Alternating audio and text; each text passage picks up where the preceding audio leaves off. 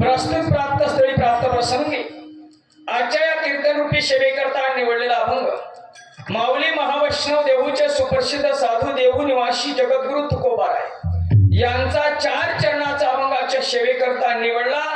आजच्या अभंगातून महाराज देव आणि भक्त यांचं अतूट नातं प्रकट करतात। विठाला विठाला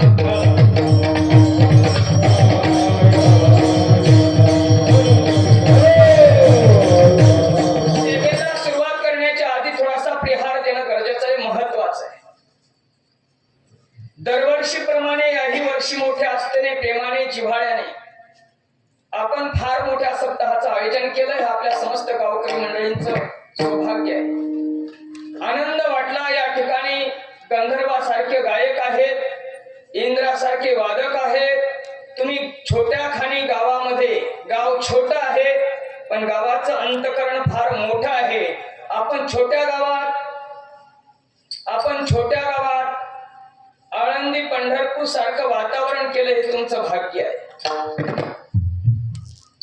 आणि या सप्ताहातील आज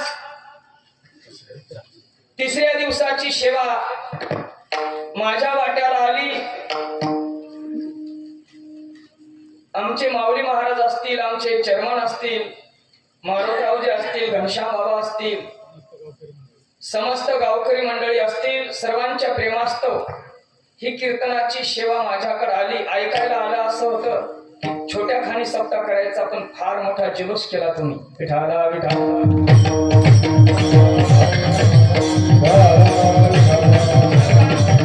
आता मलाच काही कळलं, मी लहान आहे का मोठा? छोटा म्हणल्यावर सोडून देण्याचे प्रयत्न केले आणि मोठा म्हणावं तर तारीख घेतली। पण देवाकडे एवढीच विनंती आहे, देवा लहान जर झालो तर दुःख आणि खेद पदरात पडू देऊ नको, आणि मोठा झालो तर उन्मत्तपणात चढू देऊ नको। विठाला विठाला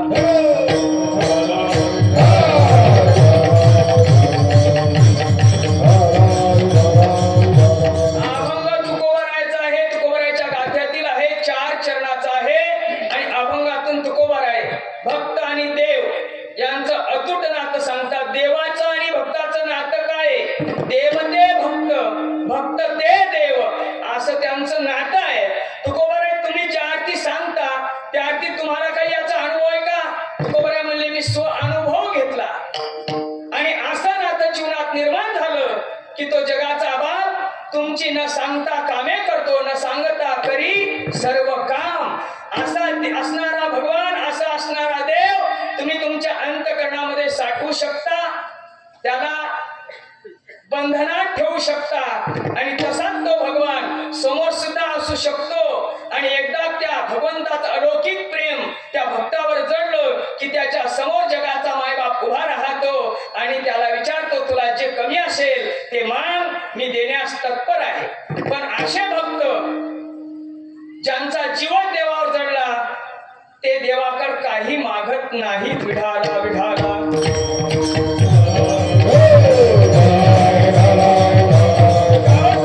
तुम्ही काय अनुभव घेतला? तुकोबाराय म्हणले की माझं पूर्ण आयुष्य परमार्थ करण्यासाठी चाललं, परमार्थामध्ये चाललं। तुकोबाराय कधी कधी एकदम गरिबीची भाषा वापरतात, तर कधी कधी श्रीमंताची भाषा वापरतात, कधी कधी प्रेमाची भाषा वापरतात, तर कधी कधी रागाची भाषा वापरतात। पण ज्या वेळेस जसा समाज पुढे येतो तसे तुकोबाराय बोलतात। विठाला विठाला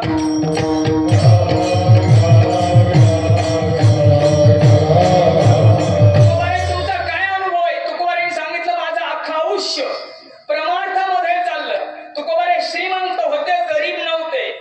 तुकोबारायला 3 भाऊ, कान्होजी, सावजी आणि तुकोबाराय। बापाच्या काळात शाहूकारकीचा धंदा होता, बाप याजाने पैसे वाटायचा। तुकोबारायच्या वाट्याला काळ्या झालेल्या वह्या वाटून आल्या, सावजीलाही गेल्या आणि कान्होबालाही गेल्या। पण तुकोबारायने त्या वह्या घेतल्या पण पैसे वसूल केले नाहीत। त्या वह्या घेतल्या आणि इंद्रायणीच्या पाण्यात बुडवल्या। तुकोबारायने जेवढं काही आलं तेवढं दान धर्मात घातलं, सर्व काही दान धर्मात घातलं आणि स्वतःचा संसार स्वतःच्या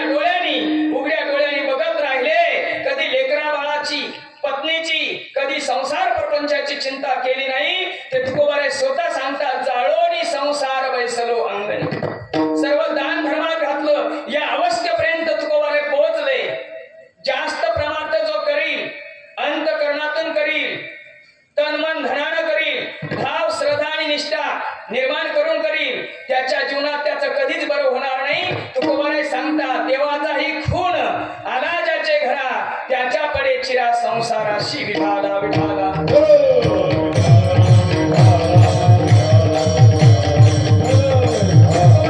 देवाची खूण आहे ती.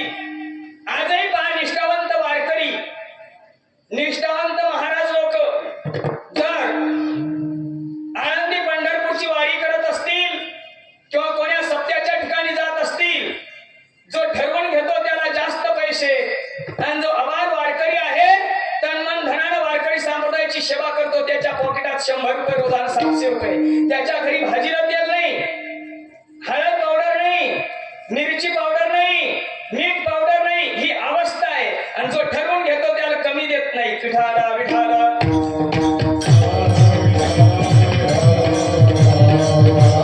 कधी कधी मला प्रश्न पडतो, या वारकरी संप्रदायातील बंडातात्या कराडकर असतील, अधिकार संपन्न साधू रामभाऊ महाराज राऊत असतील, मारुती बाबा कुरेकर असतील, अशा विभूत्या जर या वारकरी संप्रदायातून निघून गेल्या तर या वारकरी संप्रदायाला कोण पेलणार?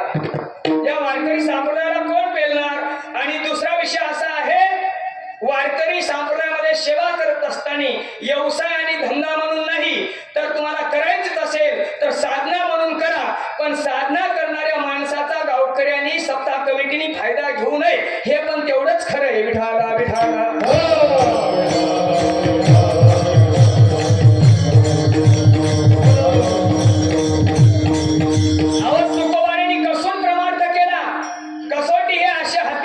सत्यमूर्ती भगवंत काय अवस्था तुकोबारायची?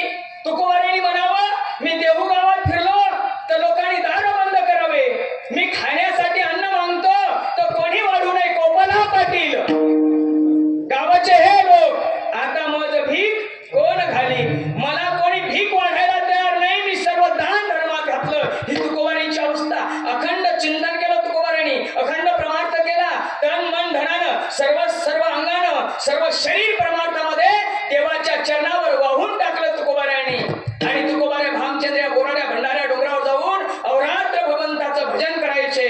पण काही नास्तिकवादी लोकांनी, काही दुष्ट लोकांनी, काही दुर्जन लोकांनी तुकोबाऱ्यावर सुद्धा आरोप प्रत्यारोप लावले, आरोप प्रत्यारोप लावले. कोणावर? तुकोबाऱ्यावर. लोकांना एवढं माहित आहे, फक्त एखादा महाराज मातीत घालायचा की बेंबीच्या देठापासून प्रयत्न करतात. विठाला विठाला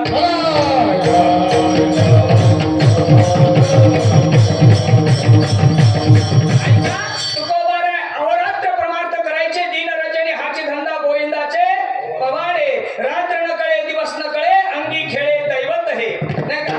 दिवसाचे 12 तास, रात्रीचे 12 तास अहोरात्र देवाचं भजन करायचं. कोणा? तुकोबारायनी. लेकरा बाळाची चिंता केली नाही, पत्नीची चिंता केली नाही, कशाची चिंता तुकोबारायनी केली नाही. आणि असे तुकोबारे भामचंद्र बोराड्या भंडाऱ्या डोंगरावर जाऊन अखंड भगवंताचं चिंतन करत होते. तर नास्तिकवादी लोकांनी त्रास दिला. नास्तिकवादी लोकांनी एका येशेला तुकोबाऱ्याकडे पाठवलं, पण तुकोबाऱ्याने आंतरिक भावना त्या येशीची जाणली आणि त्या येशेला प्रत्युत्तर दिलं, जाई हो तू माते, जाई हो तू माते, काय काय काय जाई हो तू माते, करी तयात, जाई हो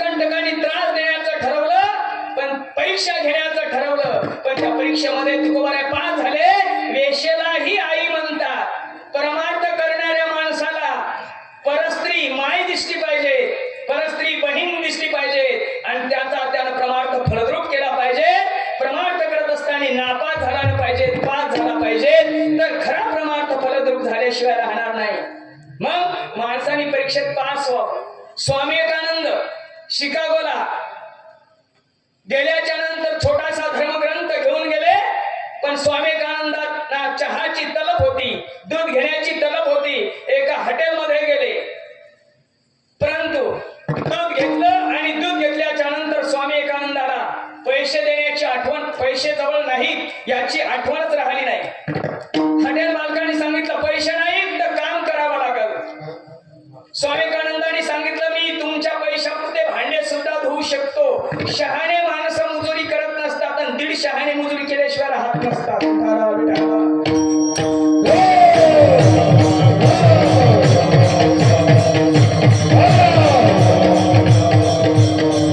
स्वामी विवेकानंदांनी भांडे घासले. एक श्रीमंताची लेक महागड्या गाडीत आली. तिनं बघितलं स्वामी विवेकानंदाला, काय तेज आहे, काय विद्वान आहे, पंडित आहे, ज्ञानी दिसतो. महागड्या गाडीतून खाली उतरली, हॉटेलमध्ये गेली आणि विचारलं आपण कोण आहात? स्वामी विवेकानंदांनी सांगितलं मी स्वामी विवेकानंद आहे. मग तुम्ही असले काम का करता? मला दूध घेण्याची तलब आली, माझ्याकडे पैसे नाहीत, म्हणून त्या पैशाची परतफेड करण्यासाठी मी या ठिकाणी भांडे घासतो. त्या दुधाचे पैसे त्या श्रीमंताच्या लेकीने दिले आणि स्वामी विवेकानंदाला घेऊन आपल्या महागड्या गाडीत बसून आपल्या घरी आली, आपल्या महालामध्ये आली. एकांत वासाच्या रूम मध्ये स्वामी विवेकानंदाला नेलं आणि स्वामी विवेकानंदाला नेल्याच्या नंतर सांगितलं स्वामी काय जीवन असेल, श्रीमंताची लेक ती मुलगी तरुण आहे आणि स्वामी विवेकानंद सुद्धा तरुण आहे.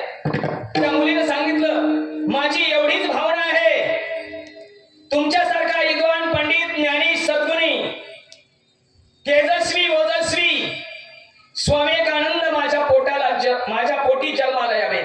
स्वामी विवेकानंदांनी विचारलं तुझी काय इच्छा आहे? माझी एवढीच इच्छा आहे तुम्ही माझ्याशी लग्न करा, मला दिवस जातील आणि तुमच्यासारखा विद्वान सूत्र माझ्या पोटी जन्माला येईल. स्वामी विवेकानंदांनी सांगितलं कधी लग्न होणार, कधी सोयरीक होणार, कधी मुहूर्त निघणार, कधी लग्न होणार, कधी दिवस जाणार, कधी लेकरू होणार, कधी लहानाचा मोठा होणार, कधी शिकणार, कधी विद्वान पंडित ज्ञानी होणार. त्यापेक्षा ह्या 3.5 हाताचा स्वामी विवेकानंद तुमच्या समोर उभा आहे, यालाच पुत्र समजा, मी तुम्हाला आई म्हणून हाक मारीन.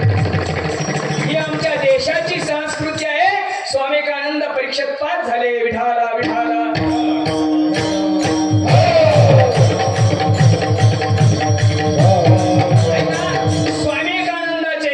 स्वामी विवेकानंदाचे गुरु रामकृष्ण परमहंस एकदा परमहंस वेश्येच्या गळीतून जाऊ लागले आणि वेश्येच्या गळीतून जात असताना एका वेश्येच्या घरामध्ये गेले, मंचकावरती पलंगावरती बसले.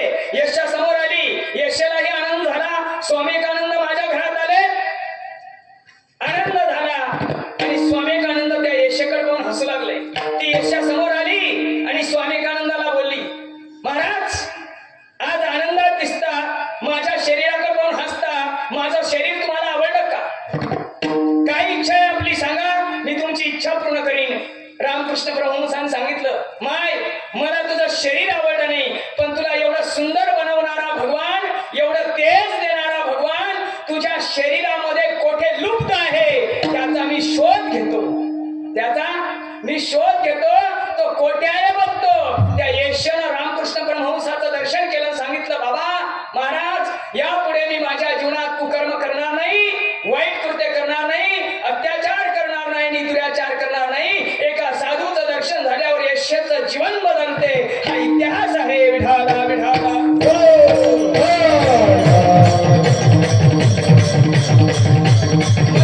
त्या वारकरी संप्रदायामध्ये जात पात धर्म काहीच नाही. 18 पगड जातीचे लोक या वारकरी संप्रदायात येतात आणि वारकरी संप्रदायाची सेवा करतात. ऐका कबीर मोमीन लतीफ मुसलमान शेणारावी जाण विष्णुदास.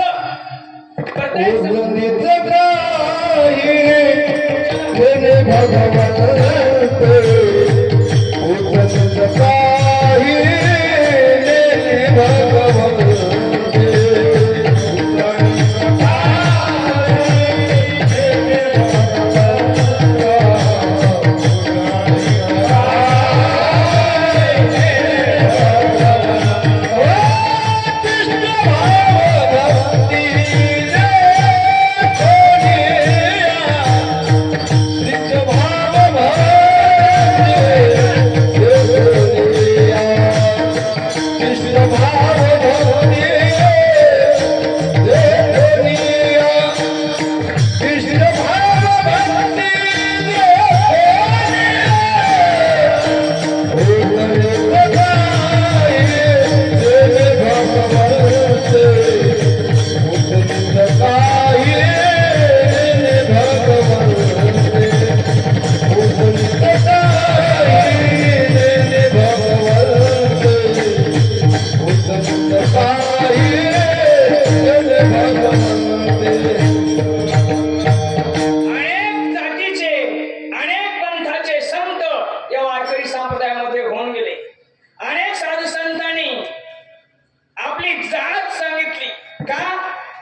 जात सांगितली, आम्ही कोण्या तीर्थावर गेलो नाही, आम्ही कोणत्या देवापास गेलो नाही, आम्ही आमची शेती करतो, आमचा व्यवसाय करतो, आले भागात ते करीतो आणि तुझ्या नामे उच्चारितो.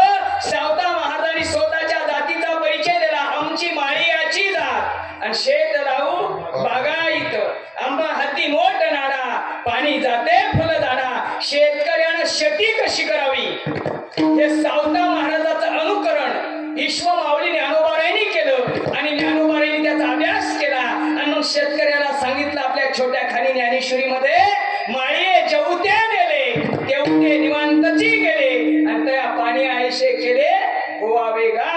माळी जसा पाणी वरती नेतो तशी शेती करा, आपली शेती पिकवा आणि उत्पन्न काढा हे माऊली ज्ञानोबारायांनी सांगितलं. महाराज ज्ञानोबारायांनी सांगितलं पैसा, जे लोक पैशाला किंमत देतात, जे लोक पैशाला किंमत देतात, ज्ञानोबाराय म्हणतात पैसा कोणी कमावते, यश असेल तर यशाच्या दारात सुद्धा रिकाम्या हाताने उभं राहता येत नाही. ईश्वर माऊली ज्ञानोबाराय म्हणतात मंग दारही जपून देईचे, तैसे राजीवाणी दीक्षिताचे काय सांगू, येशा भोगी कवाडा वेचे. त्याच ज्ञानोबारायांनी सांगितलं, भाऊ तुम्हाला जर एखादी माय ओळखायची असेल आणि कुलीन घराण्यातली ओळखायची असेल तर कशी ओळखता, तैशी कुलस्त्री लपवी अवयवा ते, जी माय पायाच्या अंगठ्यापासनं डोक्याच्या केसापर्यंत आपलं शरीर झाकते ती कुलीन घराण्यातली स्त्री आहे. ही ज्ञानोबाराची परिभाषा आहे. विठाला विठाला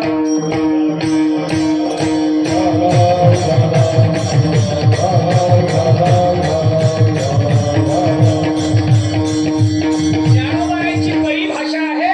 ज्ञानोबाराची भाषा कळायला अवघड आहे. ज्ञानेश्वरीची भाषा ही साधकासाठी आहे. आता साधकच कोण आहे हे माहित नाही. साधकच कोण आहे माहित नाही, पण एक लक्षात ठेवा, साधक आपण असू शकतो का नसू शकतो हे मला माहित नाही, पण ध्यानात ठेवा सर्वांसाठी एक छोटा ग्रंथ 27 अभंगाचा ईश्वर माऊली ज्ञानोबारायांनी निर्माण केला की बाबा हे ग्रंथ आहे, त्या ग्रंथामध्ये सखोल ज्ञान आहे, तो 27 अभंगाचा आहे, त्याचं नाव हरिपाठ आहे आणि तो वारकऱ्याच्या संधेचा आहे, नेमावलीतला आहे. आणि त्या हरिपाठामध्ये सांगितलं जीवन असं जगा, असं जगा. त्या हरिपाठामध्ये ज्ञानोबारायांनी सांगितलं या जीवाला 2 लोकांचं पाहुणं होता येते. किती लोकांचं? 2 लोकांचं पाहुणं होता येते. एक यमाचा पाहुणा आणि एक देवाचा पाहुणा. यमाचा पाहुणा होण्यासाठी कोणतेही कष्टही उपाय करायची गरज नाही. गळ्यात माळ नसली तरी चालते, गोपीचंदनाचा टिळा नाही लावला तरी चालते, आळंदी पंढरपूरची वारी नाही केली तरी चालते, सप्त्यात पैसे पट्टी नाही दिली तरी चालते, सप्ताह मोडायचे प्रयत्न केले तरी चालते, नाही का? हा काहीच करू का, अन्नदान करायची गरज नाही, कशाचीच नाही. हरिविन जन्म. आणि यमाचा पाहुणा हे कोणाचा पाहुणा? यमाचा. यमाच्या घरचा पाहुणचार कसा आहे? मारिती झोडीती तोडीती आणि यमाचे किंकर बहुसा. हा यमाचा पाहुणा, त्याला कसल्याच प्रकारचं काहीच करायची गरज नाही. पण आता देवाचा पाहुणा होण्यासाठी ईश्वर माऊली ज्ञानोबारायानं सामान्य माणसाला उपाय सांगितले. हरिपाठात काय सांगितले? हरिपाठात उपाय सांगितले. देवाचा पाहुणा होण्यासाठी काय करावं लागेल हरिपाठात सांगितलं. कुठे? हरिपाठात. महाराज आता मी असं ठरवलं, हरिपाठ आणि काकडात धरायचा. बापू आणि आमच्या हरिपाठ आणि काकडा असा आहे महाराज, जीवनाचा उद्धार होऊ शकते, बाकीचं काहीच करायचं नाही. हरिपाठ हा वारकऱ्याच्या संधीचा आहे, नियमावलीतला आहे. दररोज वारकऱ्यांनी म्हणलाच पाहिजे, म्हणलाच पाहिजे. देवाचा पाहुणा होण्यासाठी उपाय सांगितले हरिपाठात 3ऱ्या टप्प्यात. बरं जाऊ द्या, तुम्हाला देवाचा पाहुणा व्हायचं का यमाचा? बाबा देवाचा का यमाचा? देवाचा. मग मी सांगतो ते करा. सांगितलं ज्ञानोबारायांनी, पण मी तुमच्या लक्षात आणून देतो ते करा. तीर्थ वर्त भाव आणि शांतीदया पाहुणा हरी करी. मग तीर्थ करा, व्रत करा, नेम करा, दान धर्म करा, अन्नदान करा, तीर्थयात्रा करा, आळंदी पंढरपूरची वारी करा, सप्त्यात अट्टहासाने पट्टी द्या, वर्गणी द्या, नाही का? आनंद लुटा.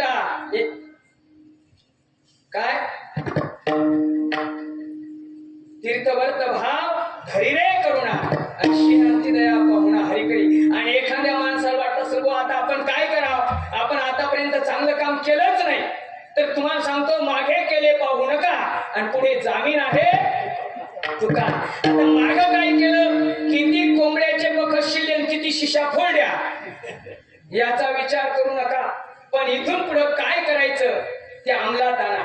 मागल्यावर लक्ष देऊ नका, पुढे प्रमार्थ करीत चला. आता देव आपला करण्यासाठी प्रयत्न करा. ऐका ऐका ऐका, तुम्हाला जर वाटत असेल आपण नास्तिक आहे, आपण दुष्ट आहे, आपण दुर्जन आहे, सर्व अंगानं शरीरानं अपवित्र आहे, तरी सुद्धा तुम्हाला तुमचं शरीर पवित्र करून घेता येते. ईश्वर माऊली ज्ञानोबा पवित्र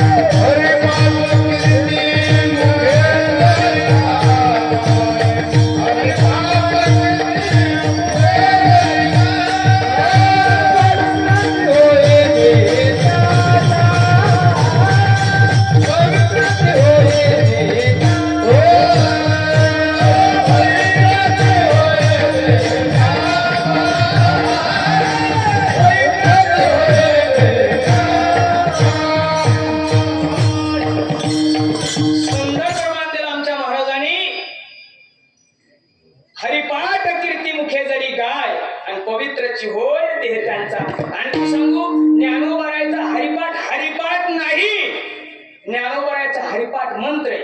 काय मंत्र आहेत? मंत्र. महाराज केवढाही विषयाच्या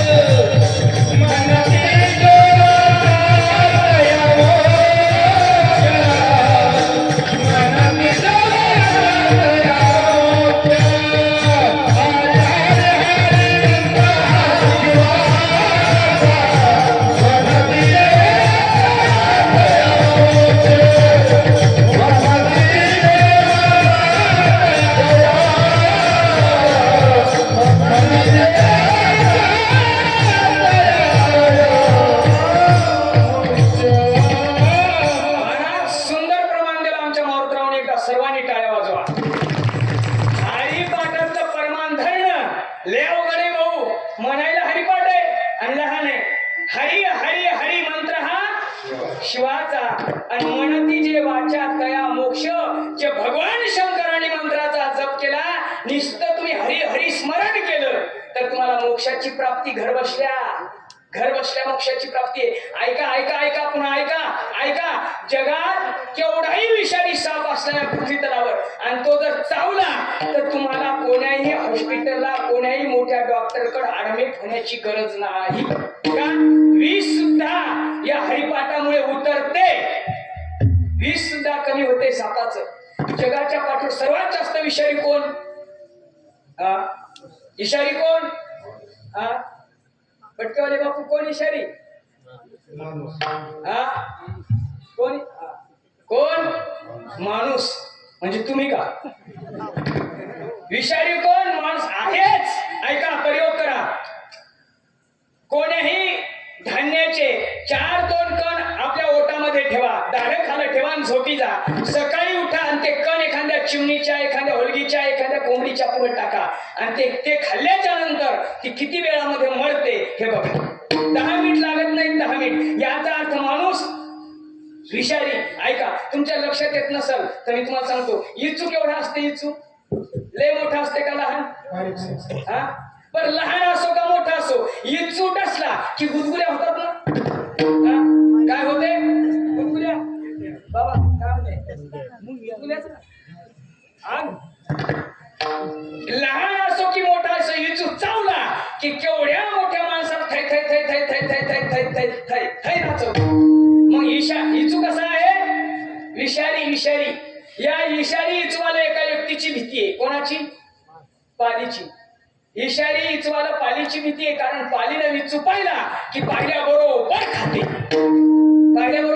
खाते. मग इशारी इचवाला पाल खाते, म्हणून पाल कशी बाबा? इशारी. आणि इशारी पालीला एका व्यक्तीची भीती आहे घनश्याम बाबा. कोणत्या व्यक्तीची? कोण्या? कोंबड का कोंबडी? मग ती पाल पाहिली की कोंबड अलगद तेल खाऊन घेते. मग इशारी इचवाल पाल खाते, पाल इशारी पालीलं कोंबड खाते, कोंबड विषारी. आणि 5 किलोचं कोंबड एकटा पापूच खाते. पापू किती इशारी? पुरावा आहे महाराज, मी खोटं बोलत नाही. आणि असा साप विषारी जर चावलाच तुमच्याकडे पैसाच नाही, तुम्हाला वाचायचं तर मग एक करा.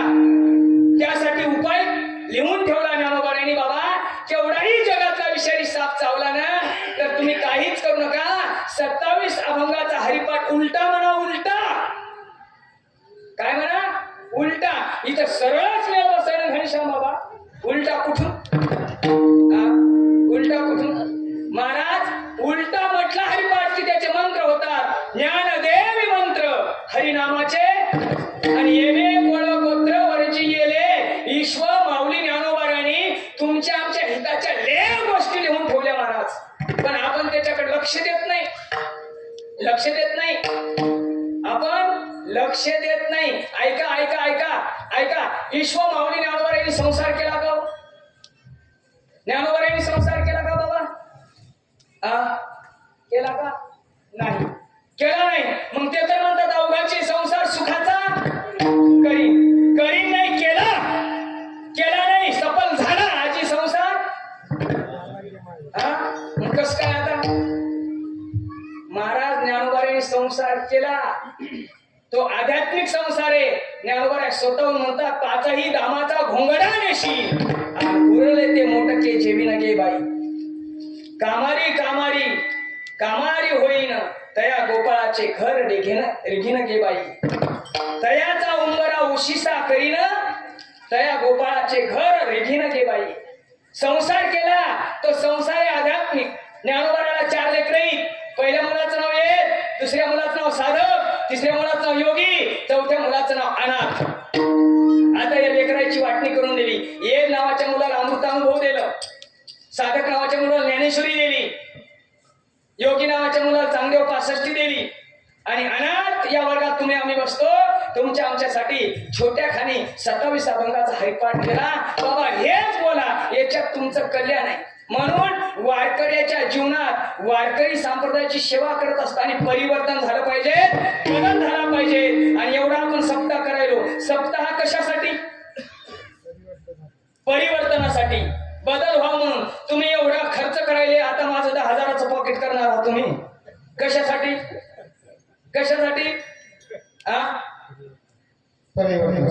परिवर्तनासाठी, बदल होण्यासाठी. कशासाठी? परिवर्तनासाठी आणि बदल होण्यासाठी. मला सांगा किती वर्षापासून आपल्या सप्ताहाची परंपरा आहे मारुतराव महाराज? 23 वर्ष झाले. ऐका, आता सगळे दगडगावचेच माणसं आहेत ना बसलेले. बर चला, दगडगावचे माणसं ज्याच्या जवळ ऐका पैसा जास्त झाला म्हणून तुम्ही प्रमार्थ करत ना. बदल व्हावा म्हणून आणि परत परिवर्तन व्हावं म्हणून. ऐका, दगडगावचे माणसं माळकरी हात वर करा बरं एकदा. खालचे पुढचे मागले सगळे करा. करा माळकरी करा. काय परिवर्तन आहे? बोलू नका मला. कोण बोलायला? विठाल.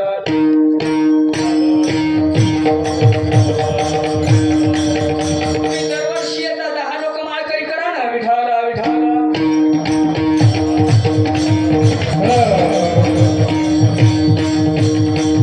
ऐका, कितीक लोक, पण लोक इमानदार. माळी गळ्यात नाही तर हात वर केले. एका गावात मी मला हातवारी करा माळकरी लोक म्हणजे असं थोडा येणार आहे महाराज.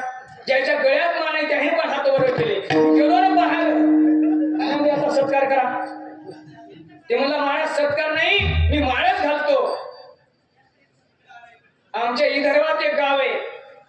कीर्तनातून 25 वारकरी तरुण वारकरी झाले. 25 मी समजलं त्या दिवशी माझा परमार्थ फलद्रूप झाला महाराज.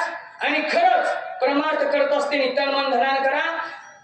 माऊली पांडुरंगाच्या गाभाऱ्यात जर तुम्हाला भजन म्हणायचं असेल तर अर्ज करावा लागतो. 2-2 वर्ष वेटिंगवर राहावं लागते. यंदा माझा 2 दिवसात नंबर लागला. माझी इच्छा पूर्ण झाली आणि पांडुरंगाच्या गाभाऱ्यात काल्याचं कीर्तन झालं. विठाला आणखी मी आळंदी पंढरपूर सोडून कोणतं तीर्थ पाहिलं नाही. यंदा माऊली ज्ञानोबरायाच्या कृपा आशीर्वादानं 19 मेला जगन्नाथपुरीला कथा आहे. कोणाला जर यायचं असेल तर चला, फक्त तिकीट लागणार आहे. राहण्याची व्यवस्था VIP आहे. विठाला विठाला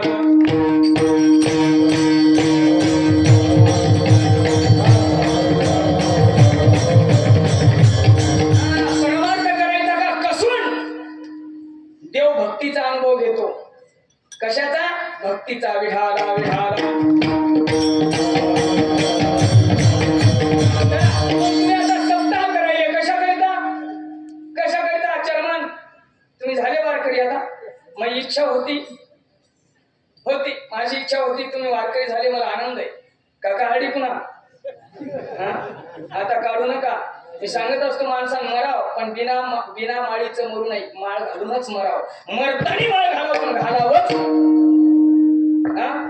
मरतानी का एका गावात मी सांगलो गेलो माळ घालावा. एक माणूस आला माझ्याकडे. महाराज काय कळते का नाही मिळालं का?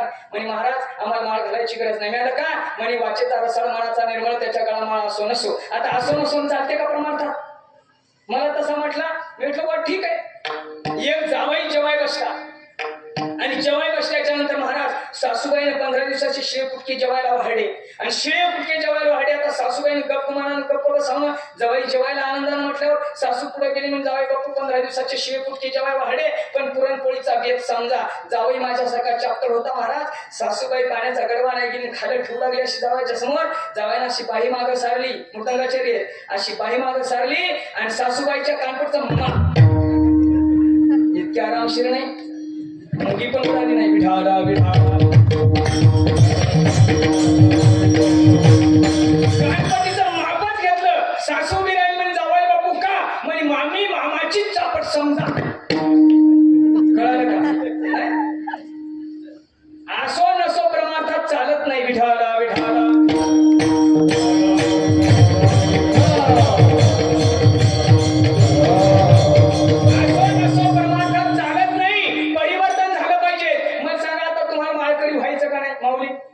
करायचे का नाही गावकरी माळकरी? आता महाराजाच्या हाताने माळी घाला. परिवर्तन करून घ्या. का मग तुमचा विचार काय आहे? सप्तेच करायचे नसते का? पुढच्या वर्षी मला बोलवता कापून खाता. नेमकं करता तरी काय? एकदा कळू द्या ना. विठाला विठाला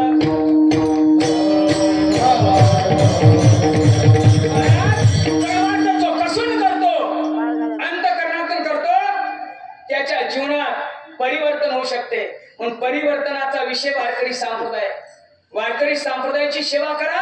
परिवर्तन झाल्याशिवाय राहणार नाही. येशेच्या जीवनात परिवर्तन झालं. कोणी चिंता करू नका. मी टायमाच्या आत कीर्तन सोडणार आहे. विठाला विठाला येशेच्या जीवनात परिवर्तन. महाराज देव अंतकरण पाहतो. अंतकरण किती शुद्ध आहे. भावना किती पवित्र आहे. शुद्ध ज्याचा भाव झाला आणि देव दुरी नाही त्याला, ज्याचं अंतकरण शुद्ध आहे त्याला देव जवळ करतो. ऐका ऐका ऐका ऐका. तुम्ही पंढरपूरला जाता आणि जाता क्षणी 24 तास 30 तास दर्शन पारी रांगेत राहता. पहिलं दर्शन कोणाचं? देवाच्या दर्शनावर जाताना पहिलं दर्शन कोणाचं? कानुपात्राचं. कानुपात्रा कोण? येशा. मला सांगा किती भक्ती केली तिनं कसून? जगाच्या बापान स्वतःचा मान सन्मान तिला देऊन टाकला. कानुपात्राला देव आपलं पद देऊन टाकतो पण भक्ती तशी करावी लागते. ऐका ऐका. एका वेश्यानं आयुष्यभर वाईट कार्य केलं. जीवनात परिवर्तन झालं आणि पंढरपूरला गेली पण रिकाम्या हाताने गेली नाही. सोन्याचा मुकुट नेला. पंढरपूरला गेली. भगवंताच्या गाभाऱ्यात उभी राहिली. यशा होती पण इमानदार होती. पारमार्थिक होती. तिला देवधर्माचा विटाळ झाला आणि जगाच्या बापाच्या डोक्यावर आता मी सोन्याचा मुकुट कसा परिधान करू याचा विचार ती यशा करू लागली. तेवढ्यात तिचं नाव तांतरंग नावाची यशा. तेवढ्यात पुजाऱ्याला बोलवून सांगितलं, बाबा मी सोन्याचा मुकुट आणला हो, मला सोन्याचा मुकुट देवाच्या डोक्यावर परिधान करायचा. त्या पुजाऱ्याने सांगितलं, मा आपण ते सोन्याचा मुकुट परिधान करू शकता. बाबा मला सोन्याचा मुकुट परिधानच करायचा, पण मला देहधर्माचा विकार झाला हो, मी देवापर्यंत कशी जाऊ. त्या पुजाऱ्याने सांगितलं, मा देवासमोर उभी राहा आणि देवाच्या समोर उभी राहिल्याच्या नंतर देवाला विनंती कर. देवाला विनंती केल्याच्या नंतर देवानं जर मान खालक केली, देवानं जर मान खालक घातली, तर तुझ्या हातातला सोन्याचा मुकुट देवाच्या डोक्यावर परिधान कर. ती यशा समोर गेली, जगाच्या बापासोबत संवाद साधला, जगाच्या बापाला बोलू लागली आणि जगाच्या बापाने मान खाली केली आणि मान खाली केल्याच्या नंतर ती यशा पुढे गेली आणि जगाच्या बापाच्या डोक्यावर आपल्या हातातला सोन्याचा मुकुट परिधान केला. देव फक्त भक्ती पाहतो, विठाला विठाला.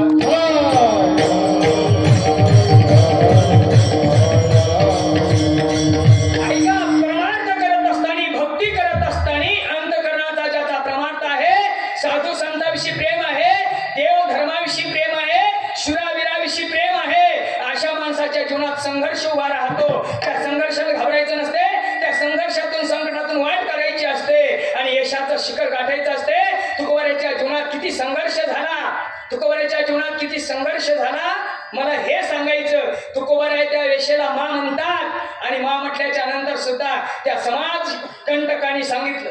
बघा, तुकोबारे येशेला बोलतात, धामचंद्र भोंडाऱ्या डोंगरावर जातात. येशेला विचारलं, काय म्हणले तुकोबाराय तिला? तिने सांगितलं, तुकोबारायचं जीवन पवित्र गंगेच्या पाण्यासारखं आहे, अग्नीसारखं पवित्र आहे. त्या साधूला माझ्या तोंडून तरी दोष लावू नका. त्या समाज कंटकांनी सांगितलं, बाई तुझ्या पोटातला गर्भ कोणाचा आहे? तिने सांगितलं, माझ्या मालकाचा आहे. तुझ्या मालकाचा नाही, तुकोबारायचा म्हणून तुला बोलावं लागते. आम्हाला तुकोबारायचे हाल करायचे, आम्हाला तुकोबारायला शिक्षा करायची, आम्हाला तुकोबारायला फासावर चढवायचं, तुला बोलावं लागते. त्या वेश्यानं सांगितलं, मी नाही बोलणार, मी नाही बोलणार. साधू विषयी इतका पवित्र, माझ्या मुखातून नाही मी दोष देणार त्या साधूला. लोकांनी सांगितलं, तुझा जीव घेतो. आता जीव घेतो म्हटल्याच्या नंतर मरण कोणाला आवडते? मरा वाटते कोणाला? अहो, जग झालेल्या माणसाला मरा वाटत नाही. ती तर तरुण होती, पण तिने सांगितलं, ठीक आहे, माणसं इतके कलाकार मरा वाटते कोणाला? बाबा मरा वाटते तुम्हाला? बाबा तुम्हाला मरा वाटते? नाही, पण माणसं पूर्वी जुने माणसं म्हणायची, घनश्याम बाबाला माहित असेल, डोक्याचे केस जर पांढरे झाले तर असं म्हणतात यमाची नोटीस आली म्हणून समजा. पण लोक इतके चतुर झाले, इतके हुशार झाले की महाराज काळा कलर केसाला लावायला लागले तर केसाचा रंग बदलून टाकायला लागले. त्याला काय म्हणतात? काय म्हणतात घनश्याम बाबा? माहितच नाही का? मग तुमचं माझं तसंच का? काय म्हणतात? माहितच नाही. त्याला काय म्हणतात? काय म्हणतात? ते माणसं तुम्ही बोलत नाही का? असे गरीबी मुख्यच राहता का? काय म्हणतात बाबा त्याला? डाय. डाय डाय लावली की केस कलर बदलतात, काळे होतात आणि ते केस 2-3 दिवस काळे दिसतात आणि चौथ्या दिवशी काळ्या बांड्या कुत्र्यासारखं तोंड बरं का. महाराज, तुम्ही जगाचा इतिहास बदलू शकाल, जगात ज्या गोष्टी घडणार आहेत त्या बदलू शकता, पण तुमच्या जीवनात तुम्ही निसर्ग कधीच बदलू शकत नाही. आता पाऊस पडण्याचे दिवस आहे. निसर्गाच्या पुढे हात टेकले, निसर्ग थांबवायचा असेल, कोप होऊ द्यायचा नसेल तर एक करा, गो हत्या थांबवा, बाल हत्या थांबवा, स्त्री हत्या थांबवा आणि वृक्षतोड थांबवा. विठाला विठाला.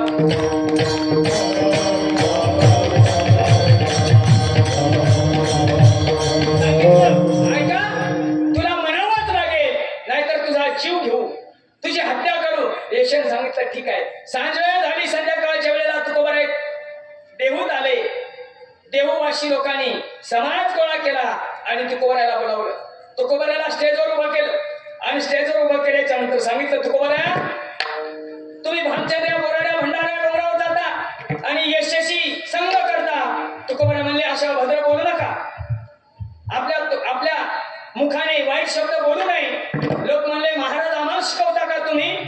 आणि तुम्ही तर यशासोबत संघ करता. तुकोबाराय म्हणले, कोण साक्षी? आरती यशा सांगते, तिच्या पोटातला गर्भ तुमचा आहे म्हणून. महाराज दाब दिल्यामुळं, धमकी दिल्यामुळं ती यशा तुकोबारायच्या पुढे उभी राहिली. न इलाजाने शब्द बोलून गेली की माझ्या पोटातला गर्भ तुकोबारायचा आहे. तुकोबाराय म्हणले, काही साक्ष पुरावा आहे का? समाज म्हटला, नास्तिक लोक म्हणले, तुकोबाराय पुरावा काय करायचा?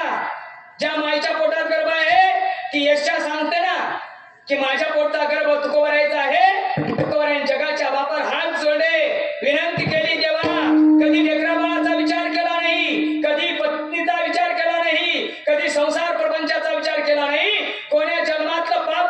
माथी मारतो सांग? देवाला जॉब विचारावा.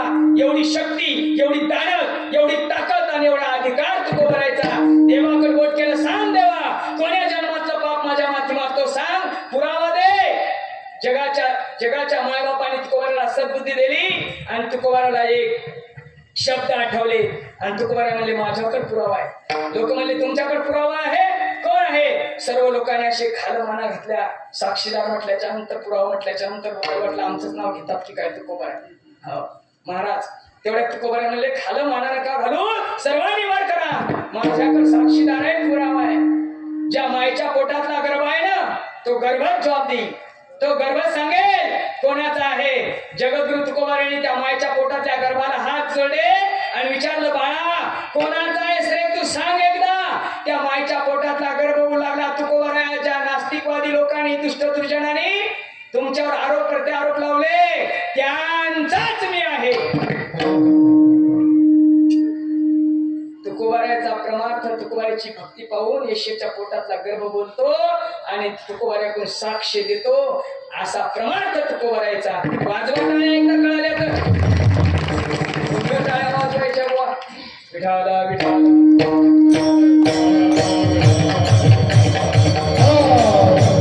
इथं बसल्यावर टाळी वाजवली पाहिजे. इथं बसल्यावर विठ्ठल विठ्ठल भजन केलं पाहिजे. विठ्ठल म्हणता हरले बाप, पदरी आले झाला दिनाचा मायबाप विठ्ठलची. विठ्ठल नामासरीशी वाजे टाळी आणि होय होळी विघ्नाची. महाराज येशेच्या पोटातल्या गर्भानं जॉब दिला. गर्भ बोलतो, हा तुकोबाराचा अधिकार. कोण बोलवला आणि कोण तुकोबाराचं संकट कमी केलं तर जगाच्या बापाने. या जगाच्या बापाने तुकोबाराच्या संसारात कामं केली. एकच मुद्दा सांगतो ऐका. तुकोबाराई परिस्थिती नाजूक झाली, एवढी नाजूक झाली परिस्थिती, एवढी नाजूक झाली, एवढी नाजूक झाली, एवढी नाजूक झाली की घरामध्ये अन्न नाही आणि अंगावर अंगभर वस्त्र नाही. महाराज तुकोबाराला कसलीच गरज नाही. तुकोबाराची पत्नी जिजामाता पुण्यामध्ये गेल्या, आपल्या बापाकडनं पैसे आणले आणि मिरच्याचा धंदा टाकून दिला मालकाला. मालक मिरच्या का व्यवसाय आणि धंदा जोरात चालल. म्हटले तुकोबारा ठीक आहे. तुकोबाराने मिरच्या ऐकायला काढल्या, गाडी बैला मिरच्या नेल्या, मिरच्या मांडल्या. महाराज लोक मिरच्या घेऊ लागले, मिरच्या घेऊ लागले. पैसेच देणं तसेच निघून चालले. मिरच्या घ्यायच्या तसंच निघून जायचं, कोणीच पैसे द्यायचे नाही. एक बाई आली आणि म्हटली महाराज द्या मिरच्या. माळकऱ्याला लय येडं समजतात लोक. द्या मिरच्या. महाराजांनी मिरच्या दिल्या. महाराज सहज म्हणले माय पैसे द्या ना. माय म्हणली मालकाजवळ पाठवून देतो पैसे, फक्त आता मिरच्या द्या. महाराजांनी वर पाहिलं तर कुखाचाच पत्ता नाही. काय महाराज कुखाचाच पत्ता नाही. मिरच्या नेल्या. जगाच्या बापाला प्रश्न पडला, जगाच्या बापाला प्रश्न पडला, अरे बाप रे माझ्या तुकोबाराजवळ अशाच मिरच्या लोकांनी नेल्या तर संसार कसा चालावा. जगाच्या बापाने इटेवरून उडी मारली, इटेवरून उडी मारली आणि महाराज तुकोबाराच्या बाजूला येऊन बसले आणि तुकोबाराच्या बाजूला येऊन बाल अवस्था प्राप्त केली. एका बालकाचं रूप धारण केलं. सांगितलं महाराज तुम्ही मिरच्या मोजून द्या, नाहीतर मी मिरच्या मोजून देतो, तुम्ही पैसे घ्या. तुकोबारा म्हणले पैसे तुम्ही घ्या, त्या बालकाला मी मिरच्या मोजतो. तुकोबाराने मिरच्या मोजून द्या, त्या बालकाने पैसे घ्याव. महाराज पैसे भरपूर झाले. आता त्या बालकाला वाटलं हे पैसे नेऊन द्याव. तो बालक कोण होता? पंढरपूरचा देव होता. कोण होता? पंढरपूरचा देव होता. इटेवरून उडी मारून आला होता. तुकोबाराला फिरून बालकाचं रूप धारण केलं. महाराज गाठोडं बांधलं. ज्या लोकांनी पैसे नेले, मिरच्या नेल्या आणि पैसे दिले नाहीत, अशा लोकांच्या दारात ते बालक जाऊ लागलं. म्हणून लागलं पैसे द्या कालच्या मिरच्याचे. लोक म्हणले कोण्या मिरच्याचे? आमच्या मालकाकडनं मिरच्या आणल्या तुम्ही. माझ्या मालकाचा मी गडी आहे, कामदार आहे, पैसे द्या. लोक म्हणले तू नव्हता तिथं? नव्हतो. माझ्या मालकाच्या पाठीमागे बसलो होतो. माझं लक्ष आहे, पैसे द्या नाही तर तुमच्या दारात जीव देतो, फाशी घेतो. लोक म्हणले ही नसली ती बला. लोकांना पैसे दिले. सर्व वसुली जगाच्या बापाने केली बालावस्थेमध्ये आणि पैशाचं गाठोडं बांधलं. देवगावात आले. देवगावात येऊन ते पैशाचं गाठोडं जिजामातेजवळ दिलं.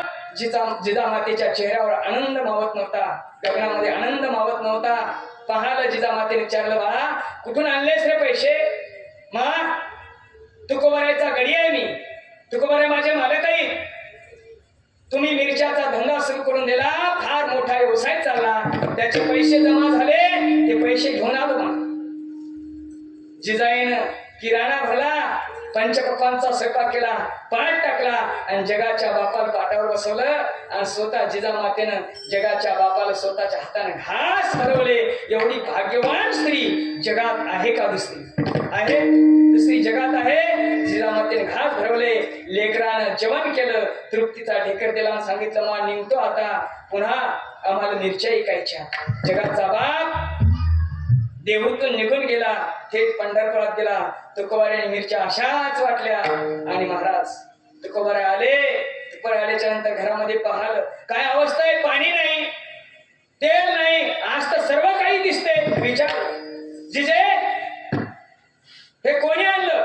मालक तुमचा मिरच्याचा धंदा फार मोठा झाला, तुम्ही तर गडी ठेवला होता, त्या गड्यानं सर्व आणलं. तुकोबाराने डोळे मिटले, आंतरिक भावना जागृत केली आणि तुकोबाराला कळालं, जिजे तू किती भाग्यवान आहेस ग, जगाच्या बापानं माझा गडी म्हणून तुझ्याकडे पैसे आणून दिले, न सांगता करी सर्व काम. संत सखूबाई लग्न झालं आणि वारकऱ्याची दिंडी गावात आली. वारकऱ्याची दिंडी गावात आली, संत सखूबाईनं सासूला सांगितलं नाही, सासऱ्याला सांगितलं नाही, मालकाला सांगितलं नाही, कोणाला सांगितलं नाही, हातातलं काम टाकलं आणि दिंडीत गेली. भजन करत करत पंढरपूरला जगाच्या बापाला चिंता पडली.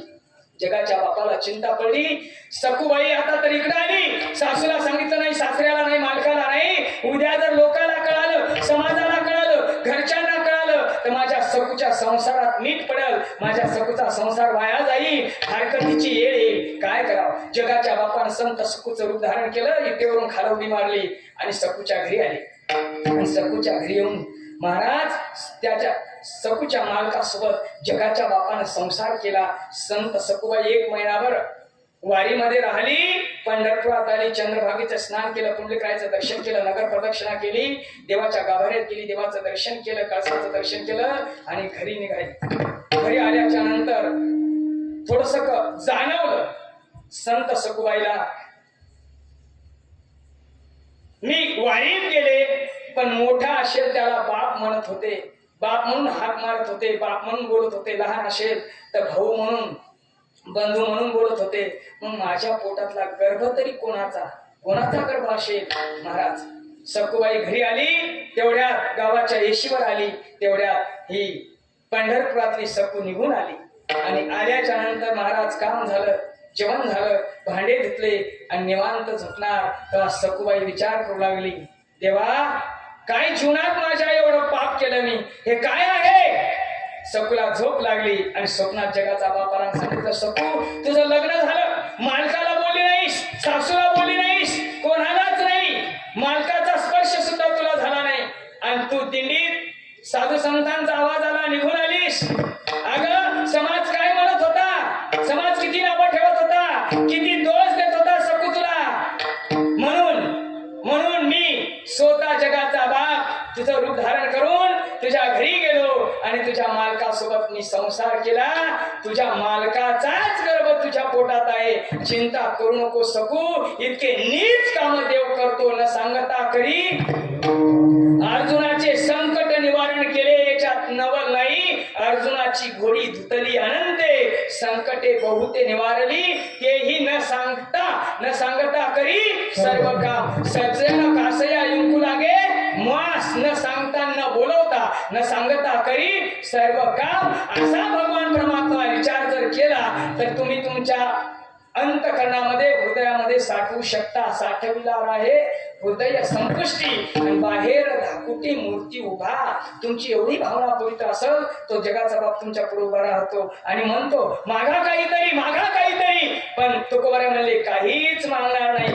आमच्या वंशामध्ये आमच्या कुळामध्ये वडिलाची रीत जाणत असो काही मागणे.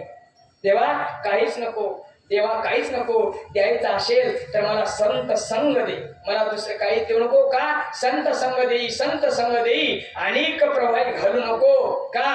अदक्षण घडता संताचे संगती, तेने होय शांती महत बापा. तेव्हा द्यायचं का? मला परत जन्मा गर्भवासाला घाल आणि गर्भवासाला घातल्याच्या नंतर मला परत जन्माला येऊ दे आणि तुझी भक्ती करू दे. जगाचा बाप म्हणला, बाबा गर्भवतीचे दुःख गाडे कोणा पुढे सांगावे, एवढं दुःख कशाला?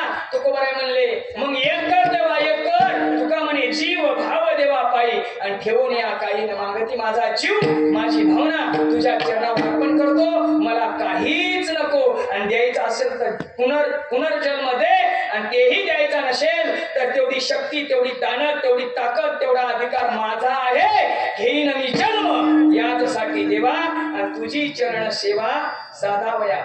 नाही का? किंवा नाही का?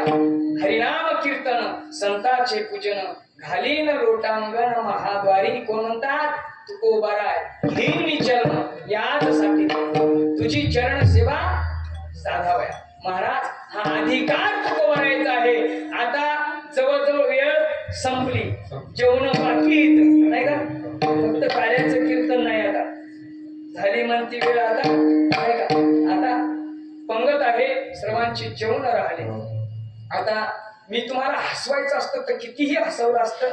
हसवण्याचं पण माझ्याकडे मटेरियल आहे, काही टेन्शन नाही त्याचं. पण थोडासा भावार्थ सुद्धा लक्षात आला पाहिजे. भक्ती ज्ञान ही रीत गोष्टी त्राण कराव्या, प्रेम भरे वैराग्याच्या युक्ती उराव्या, जेणेकरून अंतर्गत श्री हरीची आणि ऐशी कीर्तन मर्यादा आहे संतांच्या भक्ती. आता जेवण बाकी आहे. भगवान परमात्म्याने जशी बुद्धी दिली तसं बोलण्याचे प्रयत्न केले.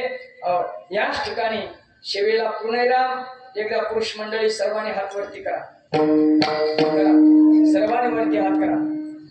राहू द्या महिनाभर असेच.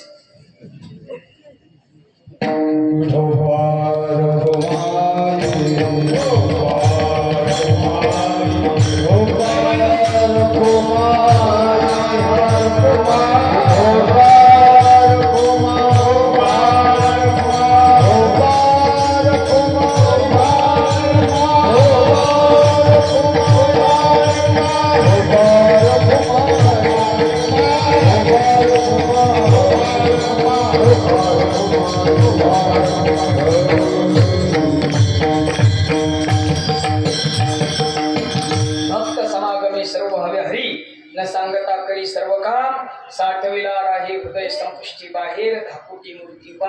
झालेली सेवा तुम्हा सर्व मायबापांच्या चरणी समर्पित, ज्ञानोबरायाच्या तुकोबरायाच्या चरणी समर्पित, हनुमंतरायाच्या चरणी समर्पित, संत शिरोमणी नामदेव महाराजांच्या चरणी समर्पित, माझे परमपूजनीय गुरुवर्य बाबुरावजी महाराज कळसे त्यांच्या चरणी सेवा समर्पित.